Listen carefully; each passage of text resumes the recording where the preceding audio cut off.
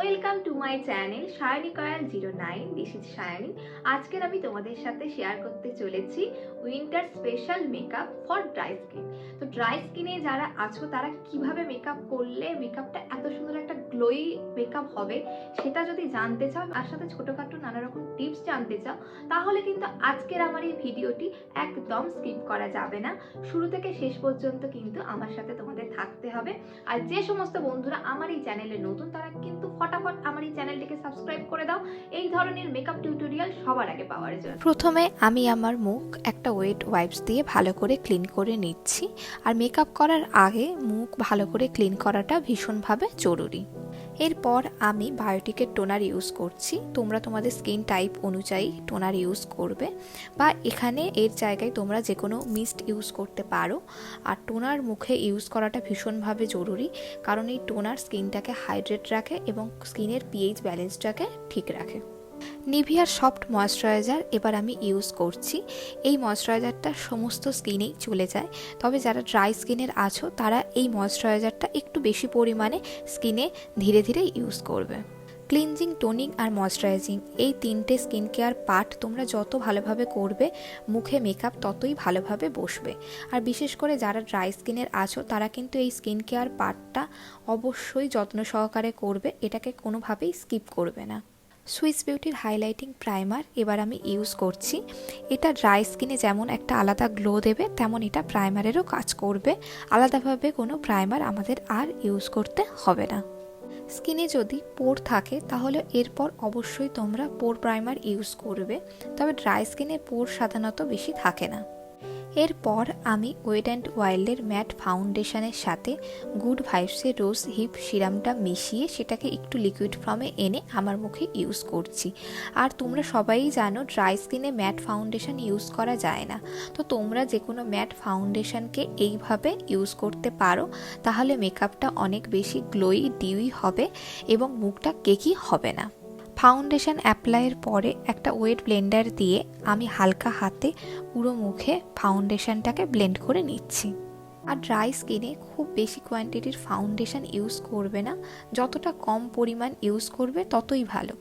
Swiss বিউটির আমার skin শেডের থেকে লাইট শেডের কনসিলার নিয়ে মুখের হাইলাইট পয়েন্টগুলোতে হাইলাইট করার জন্য ইউজ করছি। যে সমস্ত বন্ধুরা ড্রাই স্কিনের আছো তারা কিন্তু সুইস বিউটির কনসিলার ইউজ করতে পারো, ভীষণই ভালো। কনসিলারও ওয়েট ব্লেন্ডার দিয়ে হালকা হাতে ব্লেন্ড করে নিতে হবে। ল্যাকমির কম্প্যাক্ট এবার আমি ইউজ করে নিচ্ছি চোখের নিচে এবং মুখের যে পয়েন্টগুলোতে আমি কনসিলার ইউজ করেছি সেই জায়গাতে।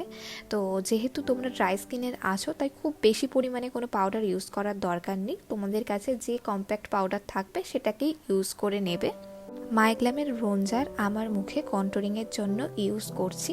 আমার মুখে কোনো শার্প কন্ট্রোলের দরকার নেই, তাই আমি হালকাভাবেই পাউডার কন্ট্রোলিং করে নিচ্ছি। মেবলিনের পিঙ্ক শেডের লিপস্টিক আমি ব্লাশার হিসাবে ইউজ করছি। ড্রাই স্কিনে যত পাউডার প্রোডাক্ট কম ইউজ করা যায় ততই ভালো, তাই আমি লিকুইড লিপস্টিককেই ব্লাশার হিসাবে ইউজ করে নিচ্ছি। এরপর ওয়েট ব্লেন্ডার দিয়ে সেটাকে খুব ভালোভাবে ব্লেন্ড করে নিলাম। ওয়েট অ্যান্ড ওয়াইল্ডের হাইলাইটার আমার মুখের হাইলাইট এরিয়াতে আমি ইউজ করলাম। এক্সট্রিম ড্রাই স্কিন হলে তোমরা মেকআপের প্রত্যেকটা স্টেপের মাঝে যে কোনো হাইড্রেটিং মিস্ট ইউজ করতে পারো। এরপর আমি সুগারের মেকআপ ফিক্সার আমার পুরো মুখে খুব ভালোভাবে অ্যাপ্লাই করে নিলাম। প্যাকের আইব্রো প্রোমেট এবার আমার আইব্রোটাকে ড্র করার জন্য ইউজ করছি। আই মেকআপটা সুন্দরভাবে বোঝানোর জন্য চোখের উপরে সুইস বিউটির একটা লাইট শেডের কনসিলার ইউজ করছি। প্রথমে আমি একটা ডার্ক ব্লু আইশ্যাডো কালার নিয়েছি আমার ড্রেসের সাথে ম্যাচ করে, সেটাকে চোখের উপরে খুব ভালোভাবে ব্লেন্ড করে নিচ্ছি। এরপর লাইট ইয়েলো টোনের আইশ্যাডো কালার নিয়ে চোখের উপরে ট্রানজিশন এরিয়াতে খুব ভালোভাবে ব্লেন্ড করে নিচ্ছি, যেন কোনো হার্শ লাইন না থাকে চোখের উপরে। এরপর ব্লু হেভেনের কাজল অ্যাজ আ লাইনার হিসাবে আমি চোখের ওপরে ইউজ করছি। তারপর এই কাজলটাকেই একটা আইশ্যাডো ব্রাশ দিয়ে খুব হালকা হাতে ব্লেন্ড করে নিচ্ছি। ব্লু হেভেনের ওই কাজল চোখের নিচেও আমি ইউজ করছি। তারপর চোখের উপরে ইউজ করা আইশ্যাডো ব্রাশ দিয়ে চোখের নিচে খুব হালকা হাতে ব্লেন্ড করে নিলাম। ল্যাকমি নিউড শেডের লিপস্টিক এরপর আমি ইউজ করে নিচ্ছি। তো এবার আমার মেকআপ পুরোপুরি কমপ্লিট। চলো দেখে নেওয়া যাক আমার ফাইনাল লুক। ড্রাই স্কিনের যে সমস্ত বন্ধুরা এই রকম গ্লোই ডিউই মেকআপ করতে চাও তারা কিন্তু অবশ্যই রেগুলার বেসিসে তোমাদের স্কিনের যত্ন নেবে। স্কিন কেয়ার ছাড়া মেকআপ সুন্দর কখনোই সম্ভব নয়, আর মেকআপ করার আগেও স্কিন কেয়ার খুব সুন্দরভাবে করতে হবে, তবেই কিন্তু এত সুন্দর একটা মেকআপ লুক তোমরা পেতে পারো।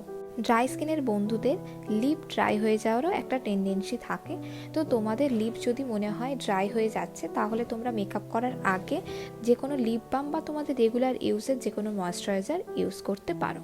আমার মুখে কোনো রকমের কালার কারেকশনের দরকার পড়েনি, তাই আমি করিনি। তো তোমাদের যদি মনে হয় তোমাদের স্কিনে কালার কারেকশনের দরকার আছে বা মুখে ছোটোখাটো কোনো দাগ আছে সেটাকে তোমরা ঢাকতে চাও, তাহলে তোমরা ফাউন্ডেশন ইউজ করার আগে তোমাদের মুখের দাগের ওপর যে কোনো অরেঞ্জ কালারের কনসিলার ইউজ করতে পারো। আর যদি কোনো কালার কারেকশনের দরকার পড়ে হালকা, তাহলে তোমরা তোমাদের স্কিন শেডের থেকে ডার্ক শেডের কোনো কনসিলার ইউজ করে নিতে পারো। আমার এই মেকআপ লুকটি তোমাদের কেমন লাগলো আমাকে কিন্তু অবশ্যই কমেন্ট করে জানিও। আর এরপর তোমরা কি ধরনের বা কি মেকআপ দেখতে চাও সেটাও কিন্তু আমাকে অবশ্যই জানিও। আমি অবশ্যই চেষ্টা করব সেটা তোমাদের সাথে শেয়ার করার। তো আজকের এই পর্যন্ত, সবাই খুব ভালো থেকো। সামনে উইন্টার আসতে চলেছে, সবার স্কিনের খুব যত্ন নাও।